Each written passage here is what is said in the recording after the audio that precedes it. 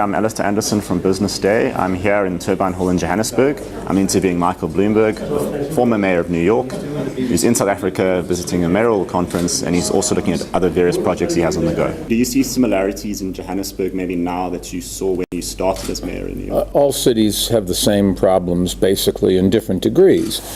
Picking up the garbage, providing housing, making the streets safe, educating our kids, cleaning the environment. And every mayor faces the challenges of how do you do that in a very competitive global world. People can move around. So here in Johannesburg, for example, their problem is not too few people. Their problem is people are coming from the rest of Africa who want to come to this city. And how you provide the services that they're going to need is a great challenge. It is also, in some senses, better than the alternative. If you had a city where people are leaving, that's not good either, or maybe arguably it's worse because it doesn't end prettily, whereas you do have a chance with this with a city like this to constantly improve the quality of life expectancy, opportunity, and I think Johannesburg is dramatically different than it was 20 years ago. It's different than it was 10 years ago. It's different than it was 5 years ago. We just live in a world where you don't notice a change because it's happening so rapidly.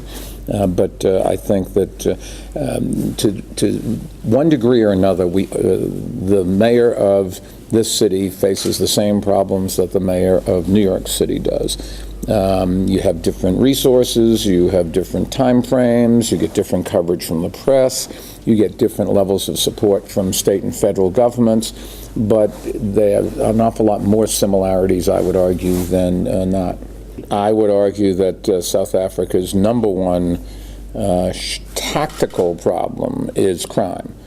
Strategically, you have to educate people, you have to provide more economic opportunity, but you're not going to have the resources to do that unless you bring crime down. If you bring crime down, people go out in the streets, companies start, businesses open, taxes are available to help people, and you're not going to cure poverty unless you do two things: long-term educate and short-term reduce crime and make people feel safe. And the one thing that you hear when people decide to go on vacation in this global world is, well, is it safe? In New York City, there are almost no buildings where they would put bars in the windows. So when you walk down a street in another city and you see lots of bars in the windows, that's just indicative of not necessarily the crime, but how people feel that they have risks. And you have to go and address the crime. And it's very hard to do when people are poor, but they're not going to come out of poverty unless you do that first. And I'm here for the C40, which is this organization of 63 cities that share best practices on climate change. My foundation, we work on a number of things: combating malaria. Malaria is a very serious problem in Latin America and in Africa. We've managed to basically eradicate it in Europe and in North America, and to a great extent in Asia. But the climate here makes it's just the right thing for mosquitoes that carry malaria. So we're focusing a lot on malaria. We're focusing a lot on maternal health. Women die in childbirth. Babies are born and don't get the kind of sanitary conditions and ability to get through the first few months of lives when they're really vulnerable. We focus on trying to get data of what's happening here in Africa. If you want to work on a given disease, you've got to know how prevalent it is, where it is, what the patterns are.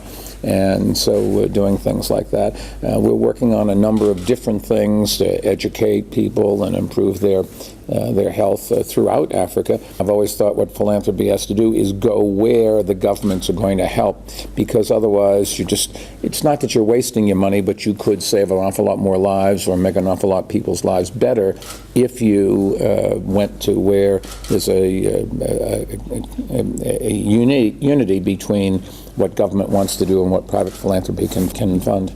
I'm going to focus on some of these international problems. Climate change is certainly one of them.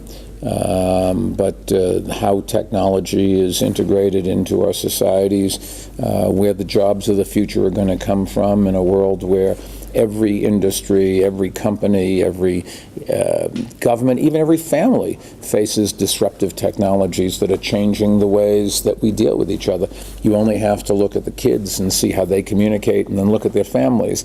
And it's very different than it was 20 years ago. 20 years ago, parents had a lot more knowledge of what the kids were doing and could control who they interacted with. Today, that's a much harder thing to do. Has some good things, has some bad things.